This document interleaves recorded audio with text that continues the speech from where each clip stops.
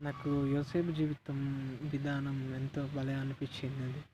ఎందుకంటే యోసేపు జీవిత విధానం ఒక మనిషి జీవితంలో యోసేపు జీవితంలో చూసుకుంటే తనకు 17 సంవత్సరాల వయసులో కల వస్తుంది. తర్వాత కొన్ని రోజులు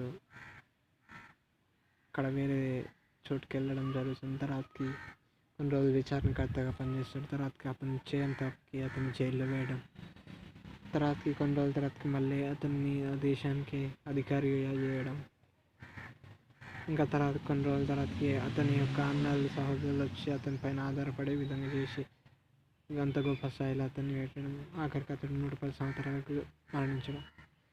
ఇతడి జీవితంలో వచ్చినాయి సమస్యలు, వచ్చినాయి అన్నీ వచ్చినాయి, కానీ ఇతడికి ఉన్న గొప్ప అడ్వాంటేజ్ ఏంటంటే యెహోవా యోసేపుకు తోడైనాడు.